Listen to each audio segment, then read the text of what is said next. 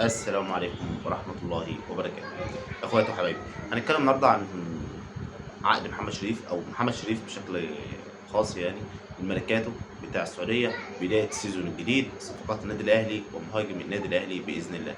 في البداية هنتكلم عن الشيء المستفز، الشيء العاد مبالغ فيه وعاد كتير قوي، اوفر قوي قوي قوي. الميركاتو اللي بيحصل في السعودية حتى الآن، الأخبار اللي بتقول والأرقام اللي طالعة من الصحف الإنجليزية أو الصحف البريطانية، أنا شاكك في الأرقام دي صراحة، بسبب إن الحالة، الصراع الداير بين السعودية وإنجلترا بالذات بالأخص يعني، وأوروبا بشكل عام، علشان خاطر إن السعودية بتسحب البساط من تحت إنجلترا. هتسألني سؤال، هتقول لي مثلا أنت إيه، فرحان بالبحث إن هو مثلا بيشتغل على نفسه أو عشان يطور من نفسه مثلا ويعلي اسم السعودية، ولكن الطريقة اللي شغال بيها مستفزه صراحه. وخصوصا يعني انت عارف بقى اللي هي التكه الاخيره اللي حصلت، العقد بتاع نيمار امبارح.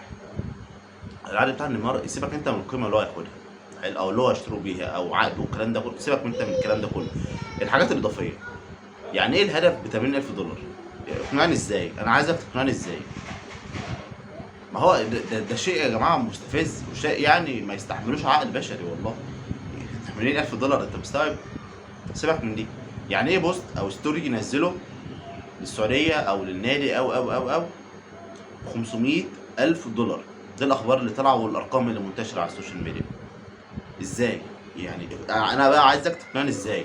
ليه الارقام دي؟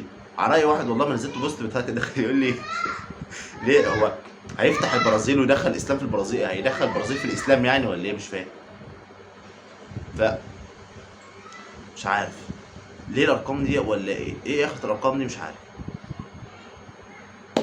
واخيرا امبارح طلع اخبار منتشره جدا على ان محمد صلاح يروح الدوري السعودي لاتحاد جده بعرضه بقيمته.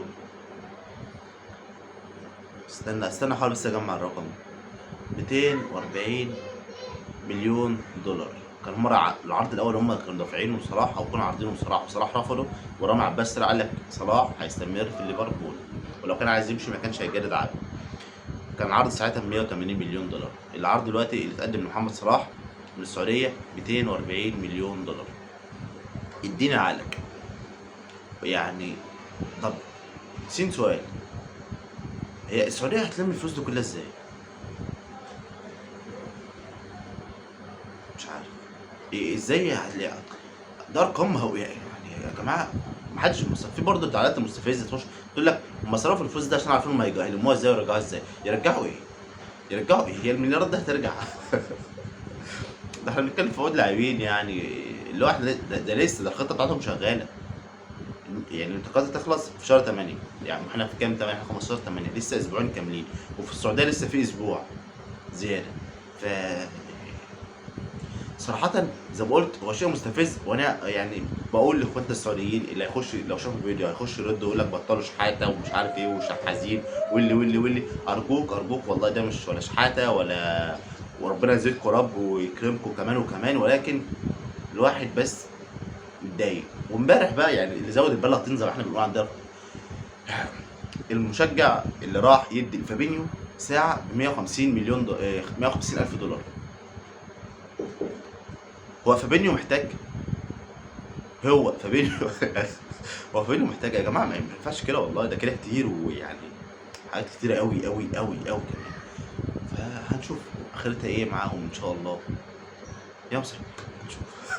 ويا ترى يجيبوهم ولا لا؟ والله أنا يعني عايز أعرف رأيكم في التعليقات يا جماعة. هو الفلوس دي آخرها إيه وهتروح فين وجاية منين؟ ده إحنا عندنا في مصر ميزانية الأهلي، ميزانية الأهلي 3 من 2.5 مليون دولار. مصر كلها كانت بتحسد الأهلي. اصل 2.5 مليون جنيه هتودونا في داهيه. 2.5 مليون جنيه العالم كله كان مصر كلها كانت بتحسد الاهلي، والزمالك طلع لك ازاي واللي دلوقتي عايزين ندوا صلاح بس تقريبا في الشهر مليون دولار، مليون جنيه يعني في الشهر مليون جنيه. انت مستوعب يعني. الميركاتو بتاع قصدي او بدايه السيزون في هنا في مصر، النادي الاهلي امبارح نزل بيان عجبني جدا جدا جدا، ان هو بيطالب فيه يا جماعه معنى البيان كده بعد كلام الصحفي وليد الفراج السعودي. طلع قال لك في البيان بتاع امبارح يا جماعه عيب بقى، الناس كلها بتضحك علينا، فعايزين نبقى نحافظ على شويه شكلنا الباقيين وندخل الجمهور بالساعه الكامله، علشان خاطر ما ينفعش كفايه تهزيق ويعني كفايه تهزيق وتريقه بتيجي من بره. كفايه اللي احنا شفناه، وعايزين نبدا سيزون جديد محترم بشكل نظيف يليق بالدوري المصري ويليق بانديه كبيره في الدوري المصري. انديه زي اهلي والزمالك اكبر من اكبر النادي في السعوديه مع كل الاحترام. ده ملخص البيان، او اللي انا قرات البيان امبارح بالشكل ده، اللي هو يا جماعه ما عادش اتحاد الكوره يا رابطه الانديه ما ينفعش بقى قدم خطاب للانديه المصريه، قصدي لوزاره الداخليه، بحضور الساعه كامله، ووزاره الداخليه تقدر تعمل كده. ما ينفعش نبقى عندنا استادات واجواء هتبقى جميله في ماتشات اهلي والزمالك بالاخص، والاستاد يبقى فاضي كده. الماتشات دي بتخسر، انت بتعمل ماتش عشان تكسب منه؟ لا، ده الماتشات اصلا عندنا في مصر هنا حاليا بتخسرنا كتير قوي. ده كفايه ايجار استاد وكهرباء بس يعني. ده كان ال الخطاب امبارح، او البيان اللي نزله النادي الاهلي باسم الخطيب ورفعه للانديه المصريه. ونفكر برضو ان الخطيب كان قال، هو الوحيد تقريبا اللي بيسعى والله عايز يصحح الكوره في مصر، رفع بيان وقال يا جماعه عايزين نحسن منظومه التحكيم تاني وتالت ورابع. الاهلي فاز بالدوري ولكن في اخطاء، وتحس الحكام اصلا المشكله مش ان هم بيغلطوا، المشكله ان هم ما بيتطوروش. ممكن تشوف خطأين زي بعض، فاهم، والاثنين يعني حسب الاولاني، وده يا عم ده معلش فاول وتعدي، يحصل خطأ تاني يحسبه برضه. يا عم احنا قلنا اللي هو بيعدي ما بيتعلموش، المشكله انهم ما بيتعلموش. تالت حاجه هنتكلم فيها النهارده محمد شريف، او كابتن محمد شريف. كابتن محمد شريف كان هداف النادي الاهلي في الدوري، وهداف النادي الاهلي في افريقيا، اخذ هداف النادي الاهلي في افريقيا السيزون اللي فات او البطوله العاشره. محمد شريف انا شايف ان هو قعد 3 سنين في النادي الاهلي ما عملش اي مشكله ولا اثر اي ازمه خالص. ده والتر بولي اما جه لعب عليه وشريف قعد. اي مهاجم بيجي سواء محلي اجنبي بيجي بيقعد محمد شريف وده يلعب لحد ما هم جايبينه يفشل او ما يأديش، فنرجع نجيب محمد شريف فيحاول يزيل الصدى اللي عليه ويبدا يشغل التروس بتاعته ويلعب ويكون السيزون خلص. فنجيب مهاجم فعود يا شريف نزل الاجنبي او المصري، وهلم جرة حصل ده مع اللهم صل على حضرتك والتر بوليا. عمل معاه، حصل معاه كده، ومع شادي حسين حصل نفس الحوار، وحسام حسن نفس الحوار.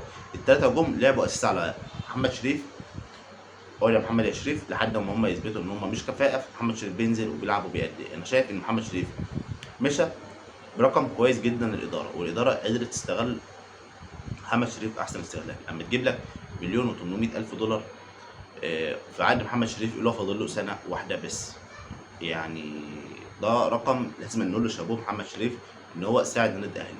كان ممكن محمد شريف لو هو نوايا وحشه او خبيثه او مش ما بيحبش الاهلي ومش عايز يساعد النادي الاهلي، كان ممكن خالص يفضل قاعد لشهر يناير اللي جاي، وقت ساعتها هيبقى فري ترانسفير ويمضي لاي فريق وياخد هو مقدم التعاقد كمنحه او منحه تعاقد زي ما بيسموها وخلاص، لان هو فري ترانسفير. ولكن هو لك لا يا عم الاهلي انا عايز امشي، فاتفاوض ومشيني. الاهلي اتفاوض وخلص الصفقه على مليون و800 الف دولار مصلحه النادي الاهلي. فنتمنى التوفيق لمحمد شريف. محمد شريف اللي هو هداف مباراه الاهلي والزمالك، فيا جماعه يعني صبرا على محمد شريف. الراجل ده عمل اللي عليه وزياده. الراجل ده جايب مع النادي الاهلي في 3 مواسم بس 59 هدف، ده رقم كويس مش وحش. مع العلم زي ما قلت، وخلي بالك حطها في الاعتبار ان كل مهاجم كان بيجي الاهلي كان محمد شريف بيقعد له دكه، اخرهم محمود عبد المنعم كهربا اللي اتوظف كمهاجم. وزي ما انتم شايفين يعني محمد شريف قعد دكه، ومع العلم محمد شريف خد هداف النادي الاهلي في الدوري المصري. ده عشان نكون بس عند كلنا عارفين ومش عايزين نهاجم محمد شريف لاجل المهاجمه وخلاص.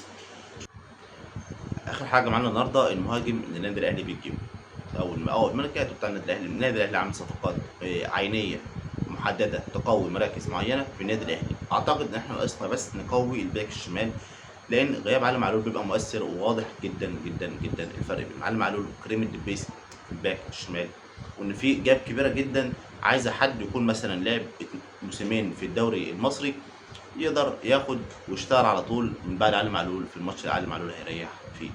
ده اعتقد ان الحاجه اللي لو المركز الاهلي محتاجه حاليا في الميركاتو بتاعه. المهاجم بقى سوزا النادي جنبوك ولا جنبيك الياباني لسه مازال متمسك بيه، فمش عارف الاهلي هيعمل ايه. ولكن لازما نجيب مهاجم. انت هتلاعب اتحاد جده في كاس العالم للانديه، انت موجه يعني مرشح تقابله وطبعا فلازم تكسب. فشوف بقى اتحاد جده معاه مين؟ فابينيو وكانتي وبنزيما. فاعتقد انه ما فيش بعد كده، ومفروض محمد صلاح. فاعتقد لو محمد صلاح ما جاش هيجيبوا صفقه من نفس الطراز بتاع محمد صلاح، او من نفس الليفل بتاع محمد صلاح، او يمكن اقل منه شويه. فعشان كده الاهلي هيواجه مشكله جامده جدا في كاس العالم للانديه اللي جايه. ومشكله اكبر وبالذات سوءا بسبب ان احنا كجمهور نادي الاهلي عايزين نحقق مركز في كاس العالم للانديه، ونفسنا نلعب نهائي في الاخر. وخصوصا ان دي اخر بطوله هتلعب بالنظام ده، وبعد كده هتبقى نظام 24 فريق. فهيبقى نظام صعب جدا جدا ان النادي الاهلي يعني مثلا، عشان نكون نتكلم كمان بالعقل والمنطق، يوصل بين الثمانيه الكبار او الاربعه الكبار.